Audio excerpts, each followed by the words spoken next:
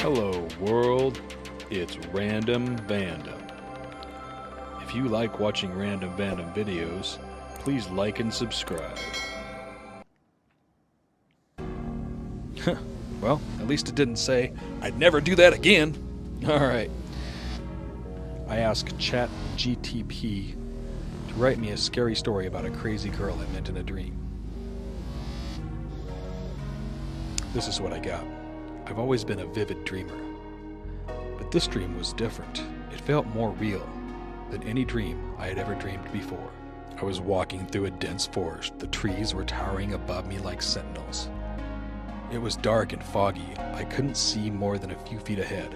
I was starting to feel lost and alone when I heard a faint voice calling out to me. I followed the sound until I came to a clearing, and there she was. She was a young girl, no more than 10 years old, with long, tangled hair and bright, piercing eyes.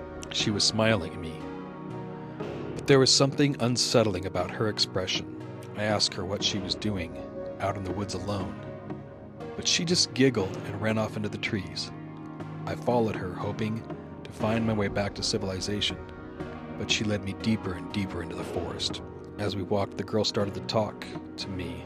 At first, it was just babble, but then her words started to make sense. She told me about the monsters that lived in the woods, the ones that would come out at night and snatch up children who strayed too far from home. I tried to laugh off her words as the ravings of a child, but something about her tone made me believe her. I started to feel like we were being watched, like something was lurking just beyond the trees.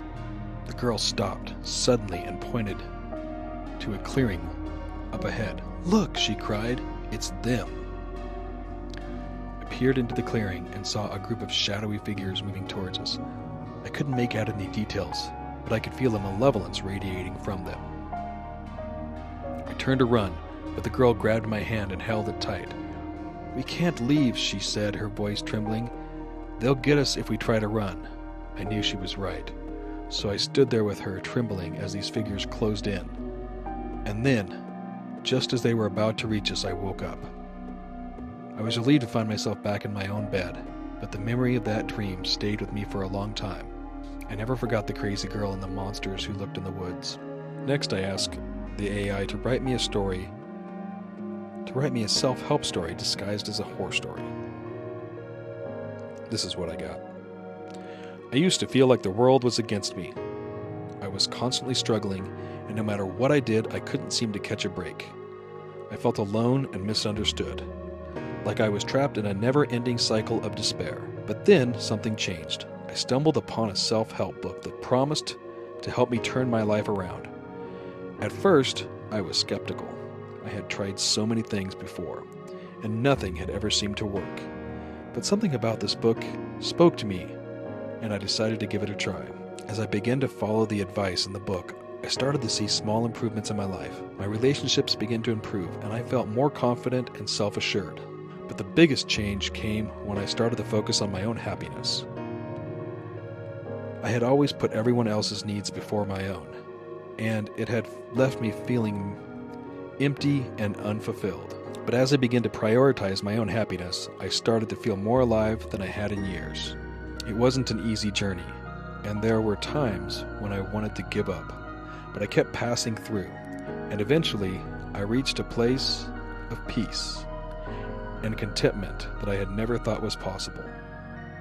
And that's when the real horror began. As I started to feel better about myself, the people around me began to take notice. They weren't used to seeing me happy and confident, and it made them uncomfortable.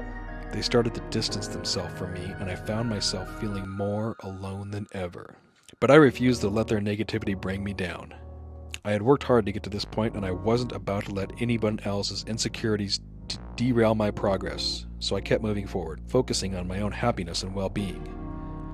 It wasn't easy, but it was worth it. I finally found the peace and contentment that I had been searching for.